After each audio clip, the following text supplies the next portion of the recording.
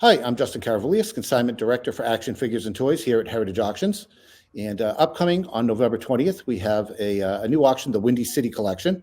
It's filled with a lot of exciting items, including some original packaging artwork, some trading card artwork, and it would be really fun to show you some of these things myself. But I thought I'd bring on a guest today to talk a little bit about, since some of this artwork is among my favorite, some G.I. Joe original packaging artwork from the 1960s and 1970s. So today I have with me Derryl DePriest. A little bit about Derryl is that he was at Hasbro from 2001 to 2018, started out as a marketing manager for G.I. Joe, eventually ended up being the VP of Global Brand Management at Hasbro. And he's also the author of a book that I have in my office and reference frequently. It is the Collectible G.I. Joe from 1999 and covers the vintage line of 12-inch figures. So, Derryl, I really appreciate you taking your time today. Oh, thanks, Justin. Great to talk to you. Always great to talk about G.I. Joe. Excellent. So there was a short list of people that I thought of and said, who do I know who might have something to say about some of this? And, it's a pleasure to be able to work with, something unusual like 1960s and 70s G.I. Joe artwork, because it doesn't come up very often, publicly. A lot of this stuff, trades hands behind closed doors. So it's been a privilege to be able to, hold it in my hands and look at it and study it in person. And, being a lifelong collector of G.I. Joe myself. And then, as I thought about it, I first became aware of your involvement with G.I. Joe when you were the brand manager and handled the marketing. And then I realized that a book that I had your name on it too. And I put these all together. So, let's start at the beginning. Obviously you ended up as a brand manager, but what's your first memory of G.I. Joe? Oh, G.I. Joe was one of the very first toys that I can ever remember playing with.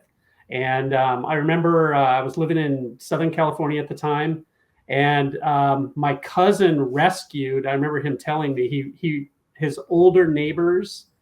This would be about 1971 or 72, and his older neighbors had outgrown G.I. Joe. They put them in a Jeep, lit them on fire, and rolled them down the street. And my cousin rescued him, and then he let us play with him whenever we visited. And I had such vivid memories of, like, just instantly I knew how awesome G.I. Joe was. And it wasn't only the size. So G.I. Joe was, when it originally came out, this may shock, a lot of the younger collectors of today. G.I. Joe was a 12-inch or almost 12-inch action figure, fully articulated, which meant that you could pose him in literally any position.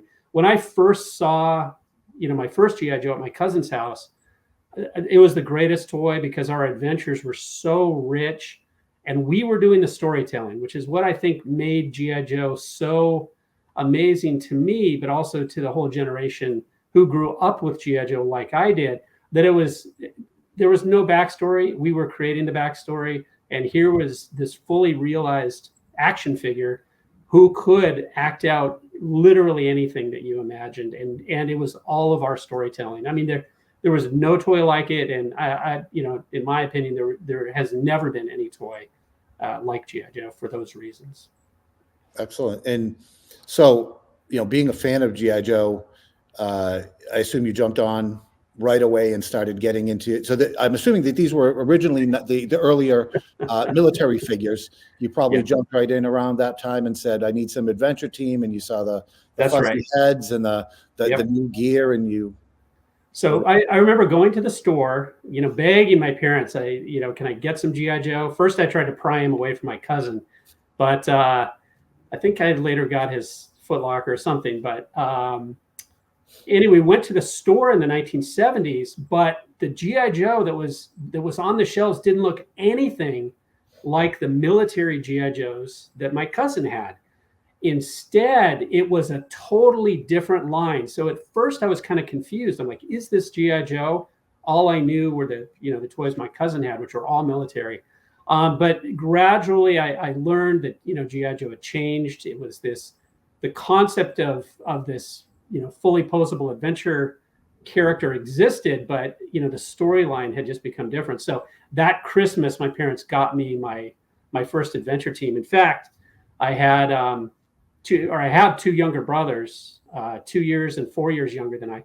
Because we fought like weasels at home over, our favorite playthings, we all three got identical Adventure Team sets that Christmas. So there wouldn't be any fighting in the house, but we all just teamed up. And I remember getting a mobile support vehicle, and we each got a couple of boxed figures. So I got a talking guy, and then I think a sea adventure or something like that. So it was a wonderful Christmas. That was our first Adventure Team Christmas. And I have such vivid memories of, playing with my brothers with our Adventure Team G.I. Joes. So that was definitely my childhood. Excellent. So fast forward to, 20 something years later. And how did you end up at Hasbro originally? So it was my dream to work at Hasbro. Originally, I set out on a different career path. I was going to be a neuroscientist. So I was working on a doctorate in neuroscience, which I never finished. So you can't call me doctor. But during that time, I started actively collecting G.I. Joe and realized that, I really enjoyed the toy, the aspect of the toy industry, the creation of toys, what goes into making toys so magical and interesting, and the whole marketing of it. And I actually talked to somebody at Hasbro, and they advised me, said, if you're serious about going into toys, it sounds like marketing is what you should be doing. Our advice to you is, and I talked to Vinny DeLiva, who was then at, vice president at Hasbro. He advised, go into marketing, get any job in marketing. I can't give you a job. I can't hire you because you don't have any experience. And I took that to heart, and I, did kind of the classic, career course correction. I went into marketing. I worked for Atari Games, and Mary Fujihara there was very lucky. Yeah, I was very lucky. She gave me my first job with practically no experience, and from there spent 8 years there before eventually writing my G.I. Joe book and going to Hasbro. So I'm very lucky in that I've only ever had a couple of amazing jobs, and they turned out to be dream jobs. But it's also due to the great advice that Vinny at Hasbro gave me, which is go into marketing. And that's what I did. So I try and pass on that advice whenever I can. But it was my dream to get to Hasbro, and it took about 8 years to do that after a couple of interviews with what was then the Kenner office in Cincinnati. And I finally got my break when Hasbro closed down that office and moved everything to Rhode Island. And I basically took over. I came in as director of marketing for G.I. Joe, and had the most wonderful 18 years of my life there. Excellent. What was I know this might be a hard one, but what was your favorite thing to work on while you were there? Because that was some of those years. I've been a collector for my whole life, so I've seen different. I've seen everything develop over time, but there were some really excellent things that came out during that time. Any favorites for you? It's tough to name a favorite, but some of my favorites are I spent 10 years over Star Wars, the Star Wars product line. And some of my greatest memories are working on those years with Lucasfilm, the launch of Clone Wars, the launch of Indiana Jones. Indiana Jones is near and dear to my heart, so we relaunched that. But I'd have to say I spent most of my time at Hasbro, probably a good 15 years, heading up G.I. Joe. We relaunched Joe versus Cobra. Some of the, I think, fantastic figures we did in the early 2000s for the 12-inch line are some of the greatest G.I. Joes ever created. Unbelievably amazing G.I. Joes. So it was a wonderful career, and I wouldn't change a minute of it. Also, Beyblade. I launched the second generation of Beyblade with Takara Tomy. Magical memories of going around the world and launching that line. So too many favorites to right. No specific to really count. Great. So before we jump into the artwork, I want to ask you, when you think of G.I. Joe, and I know I have my opinions about, the impact in general, but when you think about G.I. Joe, you think about the artwork. The artwork was important from the very beginning. It was important through the 80s. It was, and it continues to be an important part of it. talk a little bit about that. The artwork is just so integral when it comes Well, to. so you're 100% right, and I'll kind of frame it up by saying that in the time I spent at Hasbro, I worked very closely with a team of amazing package designers, and I have vivid memories of just working alongside them as they worked their magic, and I really appreciated the importance of the imagery on the package in selling the product, and that's not only paintings, which we did a lot of, but photography, amazing photography that was developed at Hasbro and came out actually showcasing the toys themselves. But before that was really an art form, it was primarily the package painting that sold the idea of what the figure was about for kids. And we continue that lineage at Hasbro with all the 12-inch figures. They all had the original package painting, a lot of them done by Larry Selman in my time there. But because of that, I really appreciate the amazing Adventure Team artwork. Now, G.I. Joe in particular, unlike, say, Star Wars, which is an intellectual property itself, G.I. Joe wasn't based on anything that kids knew. And I'm flashing back to the 60s and 70s. There was no storyline to really tell kids how to play with G.I. Joe. And it came down to the illustration, the painting that was on those packages that really sold the idea. The military era of G.I. Joe actually had a very strong context. So that 1964 to 1968 G.I. Joe, which was all about military, it had the context of most kids growing up with relatives who were in the military. They knew how to play. It was omnipresent in movies and television. So kids actually, had a very good context for that. In that case, a lot of those illustrations were dynamic, but they were meant to showcase the accessories that came with the set. The Adventure Team was a whole different ball of wax because there was no context.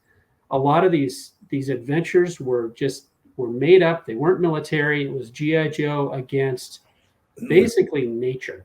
And that needed a very strong contextual, illustration that really sold what the set was about. And I think the magic of the marketing of G.I. Joe in the 70s, the Adventure Team, a lot of it hinged on the brilliant concept of creating very evocative packaging illustrations that often, took over the package, but really gave kids context for how to play with what that, the elements of that set.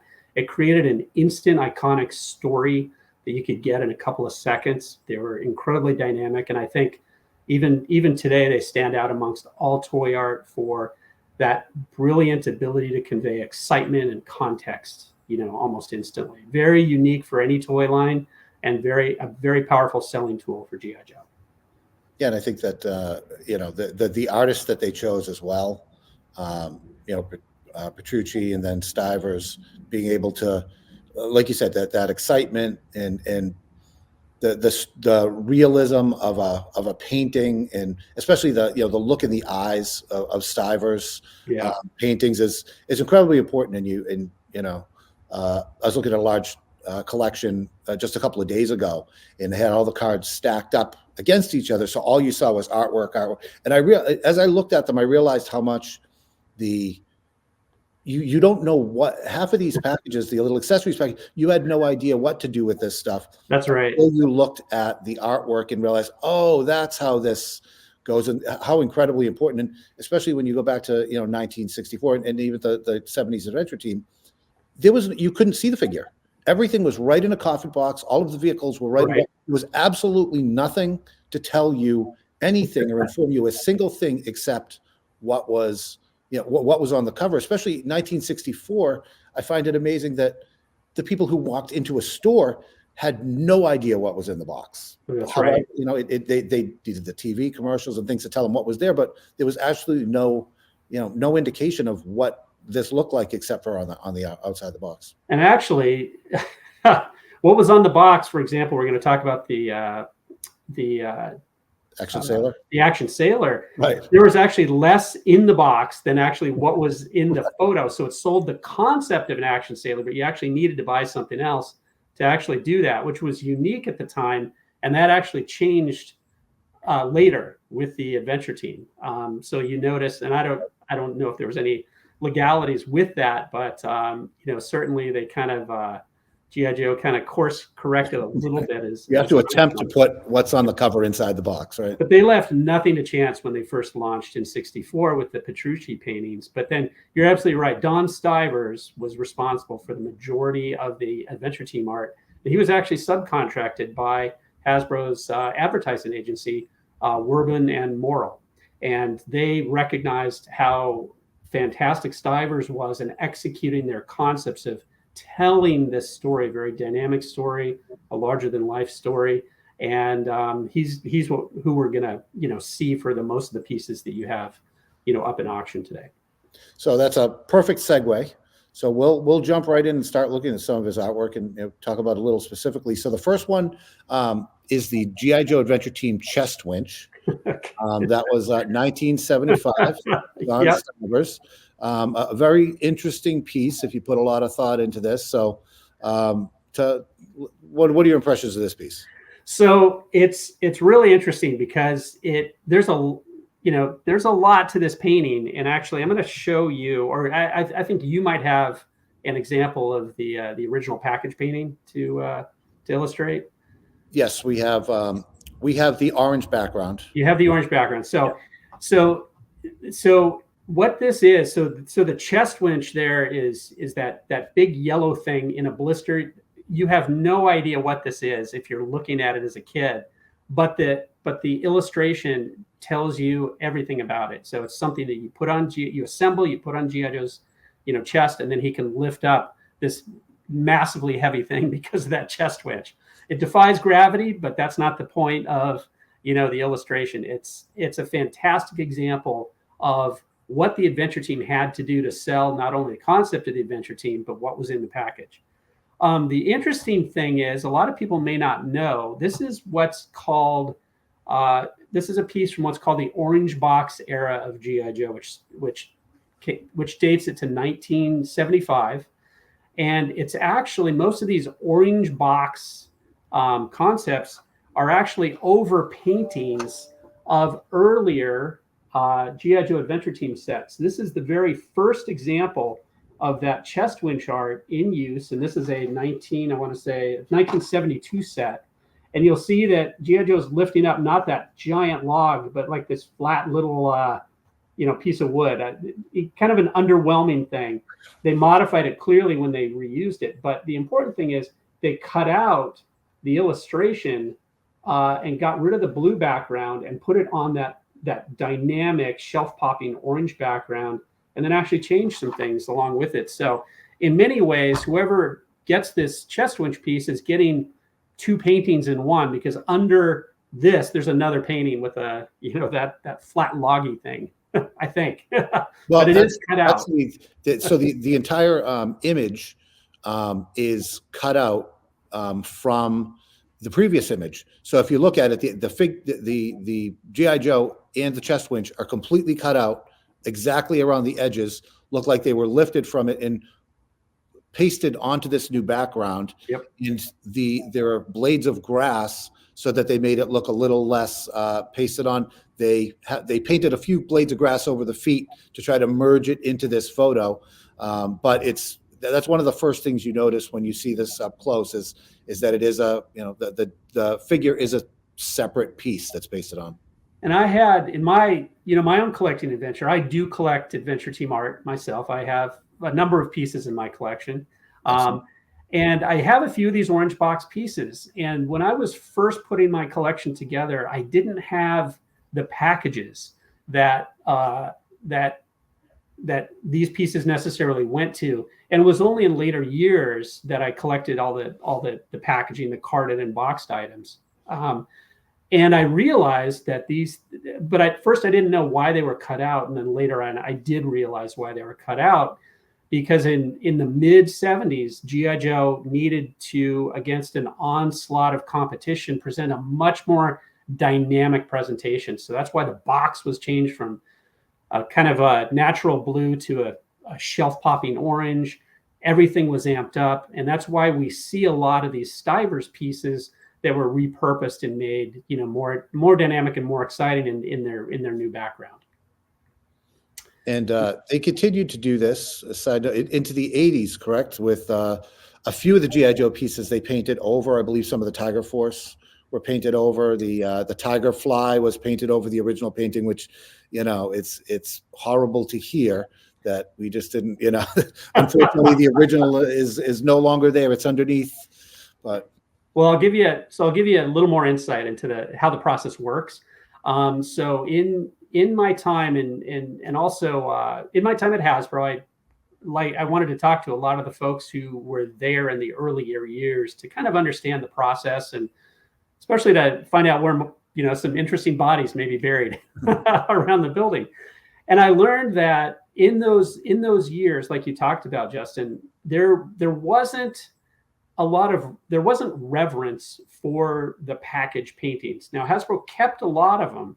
Interestingly, they did not keep a lot of these Adventure Team ones because apparently there was a rumor, I don't know how much truth there is, that there was a flood in the Hasbro building where the paintings were stored, because they're all water. A lot of them got a little wet, and they knew that it was just going to generate probably black mold if they kept those. So they ordered them all tossed sometime in the 70s. And that's why we know that a lot of the paintings have come to market. A lot of the Adventure Team paintings have come to market from security guards who actually rescue them from the trash after hours after these things were tossed out.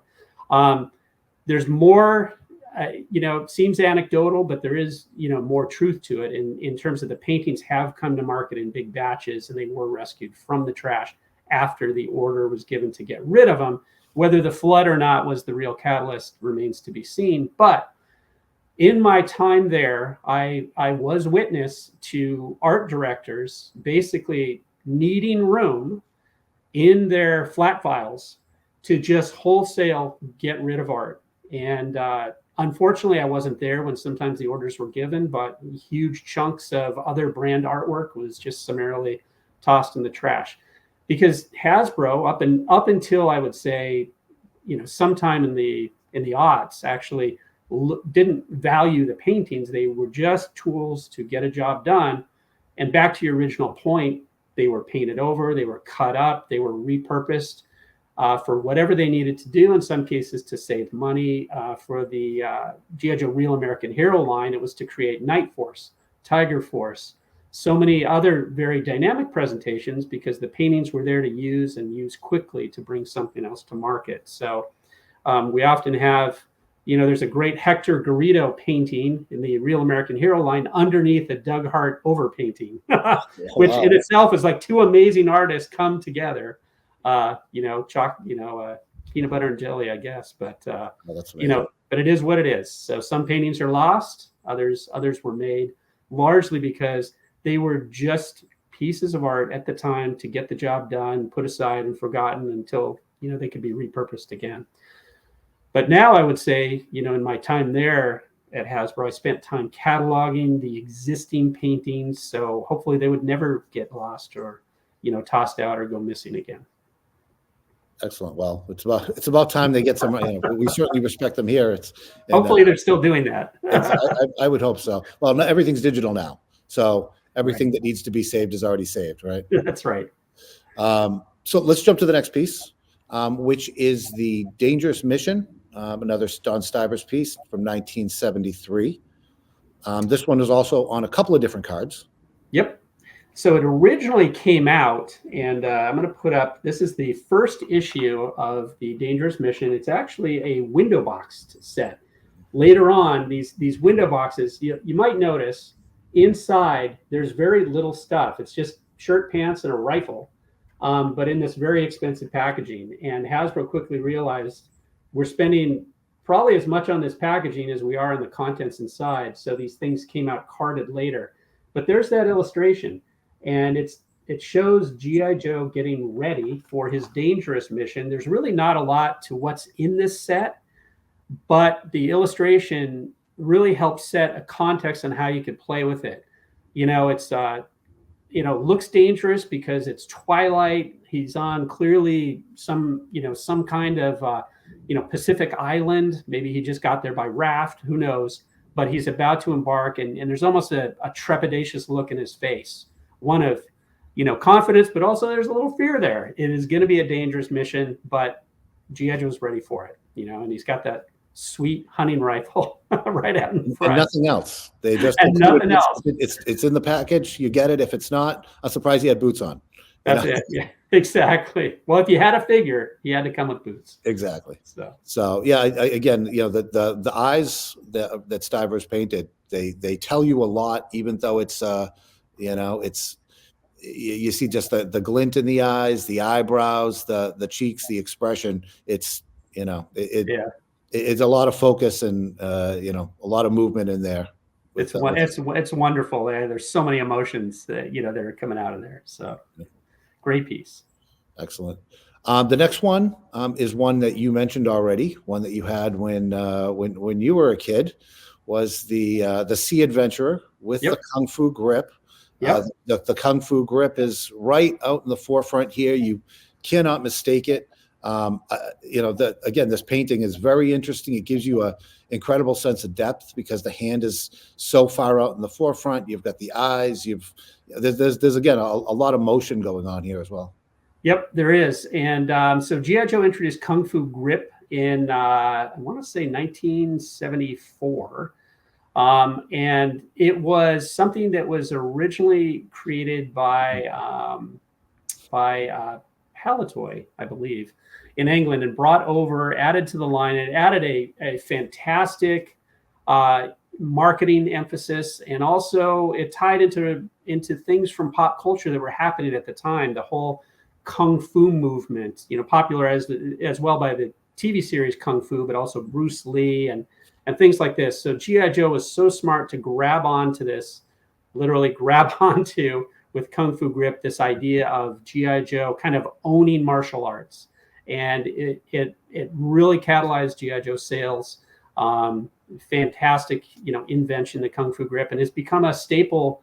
To this day, people talk about Kung Fu grip kind of in pop culture, and that was because of G.I. Joe with this line introducing that.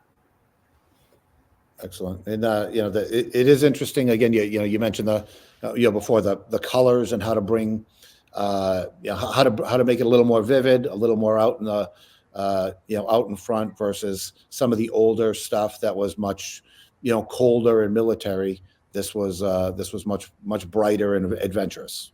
And again, look at the face that Stivers painted here. So there's so much here. There's confidence. There's strength. There's he's G.I. Joe's clearly thinking like there's a puzzle ahead, and he's trying to stay 3 steps ahead of it. It's like, what am I going to do? Okay, this is how I'm going to take down the threat that's ahead of me. And it was all about what G.I. Joe embodied. It's that storytelling that we imparted as kids. This is our adventure we're creating, and we're creating problems for G.I. Joe that G.I. Joe is going to solve. And this is exactly like how kids were approaching the play of G.I. Joe, with the kind of almost the same the same thought and intrepid nature that the Sea Adventurer here represents. Yeah, and unlike the action sailor, the Sea Adventurer came as you see him in his blue outfit. He was this is how he came. That's right. So that's right. The next one we'll talk about is the missile recovery. This one, again, you go back to color. It's an interesting set because there's not, there's not a ton to it, but it's interesting what they chose with the underwater theme for the missile recovery, and what piece of the missile, and there's a lot going on here. But when you look at the package, you see things a little bit differently when you see this underwater action. So. And this was a strange conglomeration of elements in a set. So Frogman sets had always done very well for G.I. Joe since the very beginning. Since 1964, there's always a Frogman set in the line. And G.I. Joe had introduced and was still concurrently running the orange classic scuba suit in the line, the Danger of the Depths set. And here they wanted another bite at the apple at a lower price. So this was in, as you showed, a set of window boxed, adventure accessories that were a step up from the Dangerous Mission that we saw earlier. But often these sets included just an interesting eclectic combination of elements. And this is where Stivers really earned his keep, I think, selling what the adventure was here. Because, you might not really know what to do with all this stuff, but Stivers showed you right away, this is exactly how you're going to play with this. You're going to get this dangerous satellite that's on the bottom of the ocean. It's your job to go retrieve it or detect it or do something with it. Right. But, it's up to the kid to figure out what to, do you need to blow it up? Do you need to retrieve it? Well, it's in the name of the set, missile recovery. Right. And is this dangerous? Is there radiation? Is that a it looks a little bit to me like a radiation detector. That's Clearly right. he's shielded against it with his shorts and his goggles, so he should be okay. So the set name with the Stivers illustration tells you exactly how to play. It's beautiful. And the one other thing about that is I love how the lines coming up behind him as he's going down, kind of the air bubbles, and the motion behind him shows that he just sweeping in from above. Yep. And here's another one that was actually changed from the original blue box line to the orange box, where they added that element of, they added the bubbles and the dynamicism, although you hardly see it there. But Stivers really painted a lot more than they could actually show on the package. So excellent. We'll move to the next one, which is the Recovery of the Lost Mummy adventure. This one's very interesting. It was a Sears exclusive, which again shows you the power of Sears back then to have their own exclusive with no less their own artwork. Yeah. And this took a few different sets and put components of that together, right? Yeah, there's a lot in here. And so once again, it kind of tells you how to play. Right, the helicopter, the land adventure in the helicopter is going to fly over and help the land adventure in the ATV winch up that mummy. But there's also more accessories in the set. So notice that raft that Stivers tucked in back there. I think it was important to showcase everything that comes in the set for context, even though it doesn't always fit into the story. But there you get the pick and the shovel. So you get a sense for everything that the set included, which is even more adventures than they put on the box. Yeah, and again, it's important because you can't see what's in the box. Everything is sold right to you through the front, so you want to make sure that you're doing your best to put everything out there so that parents will see the value of what they're buying inside the box, right? That's right. And in the Sears catalog, they showcased that value because they showcased all the stuff, but it was just laid out. There's no action context. That's why the painting is so important to convey that action context. So there's a lot going on with this one. There's a lot packed in there for sure. Out of all of them, this one is my favorite. I think has a lot of action, has a lot of color, has a lot of makes you think a lot about what's going on there. Certainly, if you were a kid, this is the one you wanted under the tree versus pretty much anything else. Right. This was really 2 or 3 sets in one. That's right. The last one we're going to jump over to is what I be to understand, as far as I know, is the only surviving of the original 4 box fronts, the G.I. Joe Action Sailor 1964 from San Petrucci. That's right. This is actually, it's amazing to see because, in my time actually looking for these paintings and trying to figure out what existed, I haven't seen any of these before. So one of the original 1964 launch pieces, the Action Sailor, there it is. Frogman set sold separately, but what a uniform to put on the Action Sailor, because it's so dynamic, and it looks so menacing. This is quintessential G.I. Joe action right here, and it sold not only the concept of G.I. Joe, but the crucial accessories you needed to really amp up your adventure beyond what just came in the box. And so it's funny, what came in the box was just a basic action sailor, in his fatigues and boots and a little white cap. and that's it. And there it says there, right, right on the front of the box, that you add these other accessories for action. And Right. the Frogman suit was one of the most iconic ones. So just a fantastic, over the top, adrenaline fueled piece that touched on a lot of things going on at the time. It's got a little bit of James Bond in there along with the military, Right. little Thunderball action. And it's interesting to me, you've got the two, as I go through and I describe these and I start to analyze what's actually going on in the photo, you've got the dynamite in one hand, you've got the knife in the other hand. Yeah, very, like you said, very James Bond, like I'm going to blow something up, but there's something here. There's a shark, there's an enemy, there's somebody I'm going to have to do some hand-to-hand combat on my way to blow something up.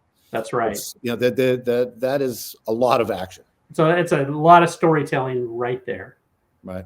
And I wonder how much, was his liberty versus his, because I believe he was in the Navy and did illustrations for the Navy. So this would have been something that, as he was underwater, looking at ships or submarines, and, he probably didn't see exactly this, but, he had some basis for memory of what something like this would look like.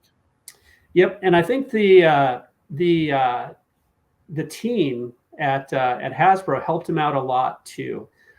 If I remember Petrucci's, the style with which he worked, or his technique, he would often bring people into the studio, and often himself too would dress up and simulate the poses with a lot of accessories that he had on hand. So we may be seeing poses that he had that he took himself in the studio. There's a lot of photography out there of Petrucci and his work and his method.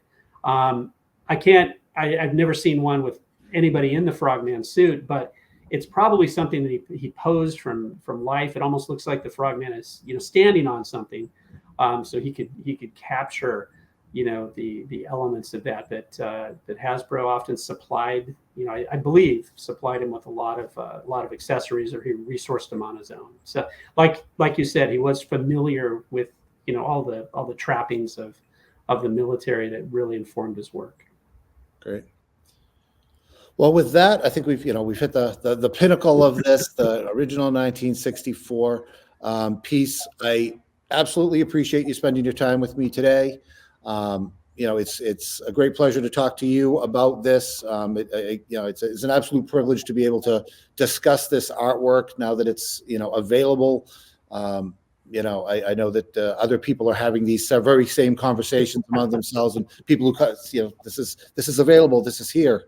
And even if they don't have the means to get it, it's great to know that it's out in the world and someone's going to enjoy it, in their home.